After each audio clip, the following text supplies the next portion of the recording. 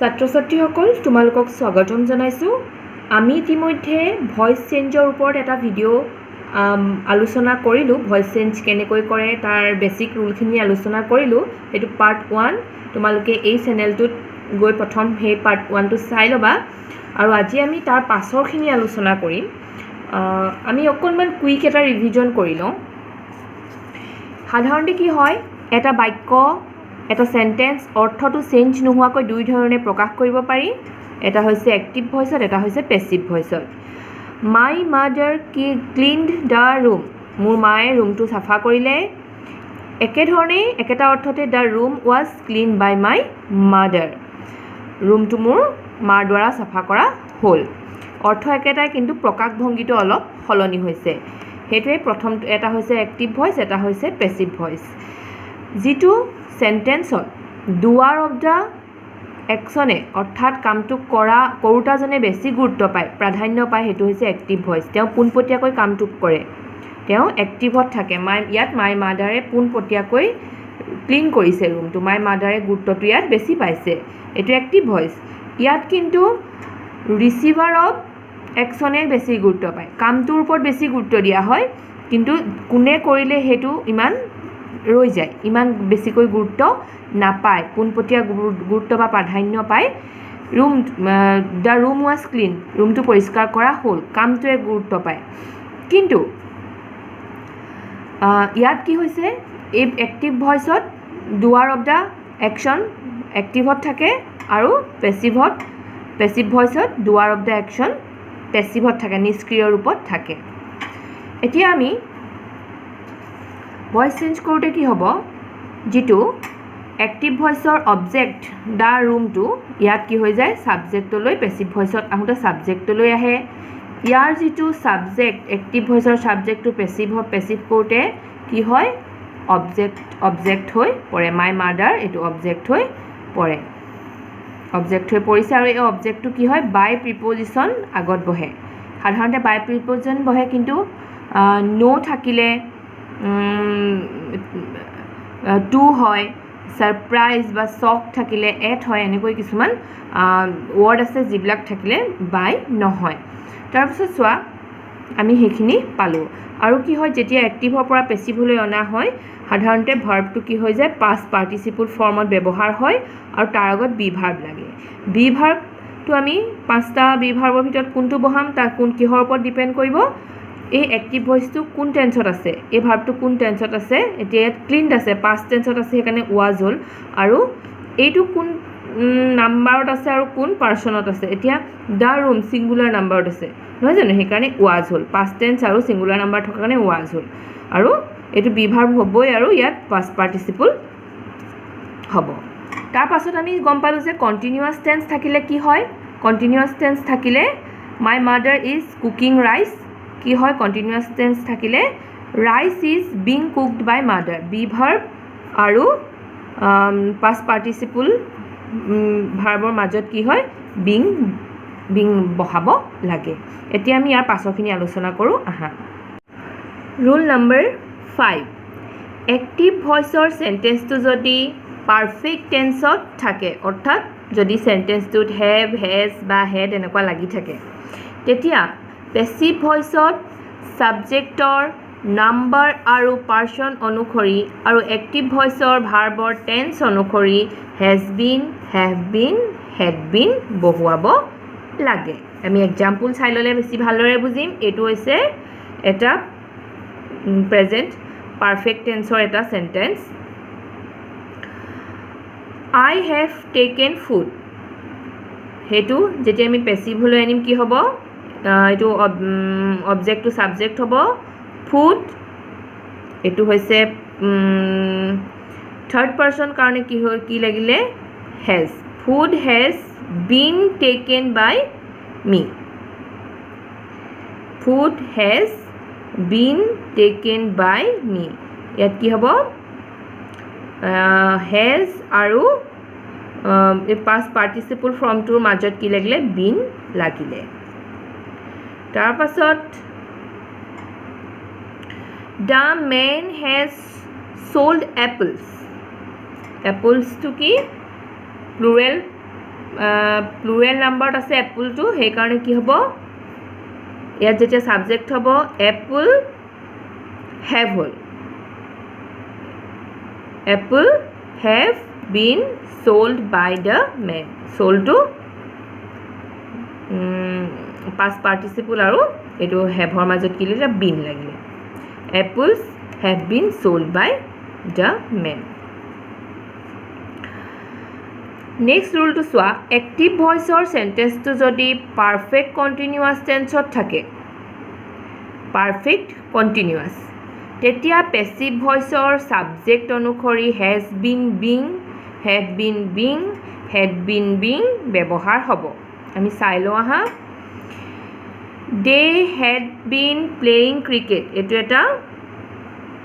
past continuous tense or sentence past perfect continuous tense or এটা sentence they had been playing এটো এটা cricket এটো এটা যেতিয়া আমি passive voice লৈ আনিম তেতিয়া কি হ'ব cricket had been being played verb to কি হ'ল past participle লৈ আহিলে কিন্তু তাৰ আগত কি হ'ল had been being এটা লাগিলে দেখিলানে had been being played by them cricket had been being played by them আকৌ চোৱা I have been doing this work এটো এটা present perfect continuous tense or এটা sentence I have been doing this work এটো subject হবহি this work এটো third person this work to has been being done doer past participle done this work has been it কি লাগিলে being এটা লাগিলে being done by me এতিয়া হো imperative sentence থাকিলে আমি কেনেকৈ voice change কৰিম imperative sentence মানে যিবিলাক sentence আদেশ অনুৰোধ উপদেশ এনেকুৱা ধৰণৰ বাক্যবিলাককে কোৱা হয় imperative sentence imperative sentenceৰ passive voice লৈ পৰিৱৰ্তন কৰোঁতে বাক্যৰ আৰম্ভণিতে let verb টো ব্যৱহাৰ কৰা হয় যেতিয়া এটা বাক্যত আদেশ অনুৰোধ এনেকুৱা সোমাই থাকিব তেতিয়া আমি কি কৰিম তাৰ আগত let লগাম shut the door দুৱাৰখন বন্ধ কৰা shut the door তাৰ আগত আমি কি লগাম let the door be shut do the work কামটো কৰা let the work let লগালো the work be done এটো past participle হল এটো past participle let the work be done next open the window খিৰিকীখন খোলা let the window be opened past participle হ'ব verb টো এতিয়া চোৱা আমি কি কৰিলো প্ৰত্যেকটো সেন্টেন্সতে কি লগালো let লগালো আৰু এফালে সাবজেক্ট টো পাছতে কি লগাইছো এটা be লগাইছো যেতিয়া ইম্পাৰেটিভ সেন্টেন্স থাকে আমি এনেকৈ পেসিভ লৈ নিম নেক্সট যেতিয়া সেন্টেন্সটো এনেকুৱা হ'ব subject plus verb plus object plus object যেতিয়া এটা সেন্টেন্সৰ দুটা অবজেক্ট থাকিব তেতিয়া আমি কেনেকৈ ভয়েস চেঞ্জ কৰিম তেতিয়া কি হ'ব এই সেন্টেন্সটোৰ এটা অবজেক্ট পেসিভ কৰোতে সাবজেক্ট হ'বহি এটা অবজেক্ট সাবজেক্ট হ'ব আৰু এটা অবজেক্ট হৈ থাকি যাব আৰু এইটো আহি ইয়াত অবজেক্ট হ'বহি এটা অবজেক্ট আহি বা যি দুইটা ভিতৰত কোনোবা এটা অবজেক্টক আমি সাবজেক্ট কৰিব পাৰিম আৰু ইটো অবজেক্ট হৈ থাকি যাব যেটো আমি সাবজেক্ট নকৰিলো হেতু অবজেক্ট হৈ থাকি যাব আৰু প্লাস সাবজেক্টটো কি হ'ব অবজেক্ট হ'বহি আমি এক্সাম্পল লৈ ললে ভাল ধৰণে বুজিম ট্ৰানজিটিভ ভাৰ্বৰ ডাবল অবজেক্ট থাকিলে কেনেদৰে ভয়েস চেঞ্জ হয় এতিয়া চাবা আমি এক্সাম্পলৰ সহায়ত দেখাই দিছো he gave me a pen he gave me তেওঁ মোক দিলে a pen এটা কলম ইয়াত দুটা অবজেক্ট আছে me আৰু pen দুইটা কি অবজেক্ট এতিয়া আমি কেনেকৈ কৰিম দুটা সেন্টেন্স হ'ব দুইটাৰ ভিতৰত কোনোবা এটা লিখিলে শুদ্ধ হ'ব প্ৰথম আমি এই পেনটো আনিছো অবজেক্ট হিচাপে এটো যেতিয়া আমি অবজেক্টটো সাবজেক্ট হিচাপে আনিম তেতিয়া এটা আমি সাবজেক্ট কৰিলো আৰু বাকিটো অবজেক্ট হৈ ৰৈ যাব মিটো অবজেক্ট হৈ ৰৈ যাব এ পেন was given এইটো যেটো past tense or sentence সেই কাৰণে হ'ব was given me এইটো object হৈ ৰল by him বা এইটো object year subject to object হৈ গুছি আহিলে by him a pen was given me by him আমি আৰু এক ধৰণে কৰিব পাৰিম এবাৰ এইটো সাবজেক্টক এইটো অবজেক্টক সাবজেক্ট কৰি চাম মি টু কি হৈ যাব সাবজেক্ট হৈ যোৱাৰ লগে লগে আই হৈ যাব আই was given a pen by him ইয়াত কি হল এইটো অবজেক্ট হৈ ৰৈ গল মি টু আই হৈ সাবজেক্ট হল আৰু a pen টু অবজেক্ট হৈ ৰৈ গল আৰু এইটো by him টু এইটো পৰা আহিলে এই দুটাৰ ভিতৰত এনেকুৱা সেন্টেন্স থাকিলে এনেকে দুইটাৰ ভিতৰত যিকোনো এটা লিখিলে শুদ্ধ হ'ব আৰু এটা আমি এক্সাম্পল ললে আৰু অলপ ক্লিয়াৰ হ'ম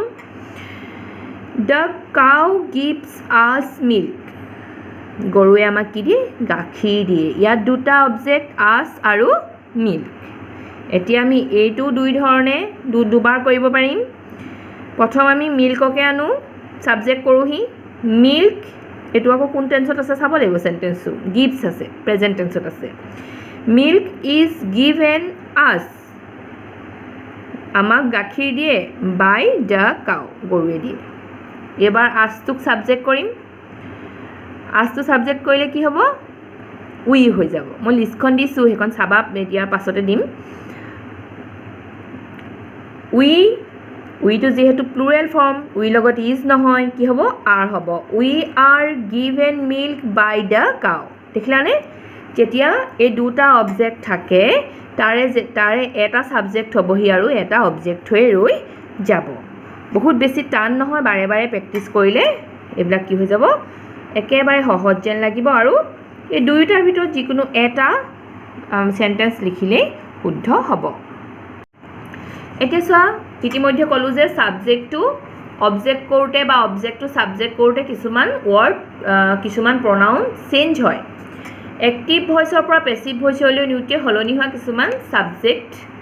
আৰু অবজেক্ট প্ৰনাউন কিছুমান যেতিয়া সাবজেক্টটোত আই থাকিব তাক পেসিভ ভয়েসলৈ নিপ্লে অবজেক্ট কৰোতে মি হৈ যাব বা যদি মি থাকে আৰু তাক যদি সাবজেক্ট কৰোহি কি হৈ যাব আই হৈ যাব যেতিয়া যেটো আমি এতিয়া ইতিমধ্যে কৰিলো এটো মি টু কি হৈ গল ইয়াত আই হৈ গল লিছনে মি টু যেতিয়া অবজেক্ট হৈ আছে তাক আমি সাবজেক্ট কৰিলো আই হৈ গল হি থাকিলে কি হৈ যাব হিম হ'ব সি থাকিলে হার হ'ব উই থাকিলে আস হ'ব এইটো এতিয়া যেটো আমি ইতিমধ্যে কৰিলো এটো the cow gives us milk যেতিয়া আমি এটো অবজেক্ট সাবজেক্ট কৰিলো তেতিয়া কি হৈ গল আস টু উই হৈ গল দেখিলা বা এটো যদি আমি আকৌ এক্টিভ ভয়েসলৈ নিউ উই টু কি হৈ যাব ফলে এটো সেন্টেন্স জলে নিউ যদি আস হৈ যাব আৰু ডে থাকিলে কি হ'ব ডেম হ'ব এইখিনি প্ৰনাউন কি হয় চেঞ্জ হয় এইখিনি মনত ৰাখিবা ছাত্ৰ ছাত্ৰীসকল তেনেহলে আজিলৈ ভিডিওটো ইমানতে সামৰিছো ইয়াৰ আমি পাৰ্ট 3 আৰু অলপ আলোচনা কৰিম ইন্টাৰগেটিভ সেন্টেন্সৰ কেনেকৈ ভয়েস চেঞ্জ হয় হেখিনি আলোচনা কৰিম তোমালোকে চাবা আৰু কিবা নুবুজা থাকিলে কমেন্ট বক্সত কমেন্ট কৰিবা আজিলৈ ইমানতে সামৰিছো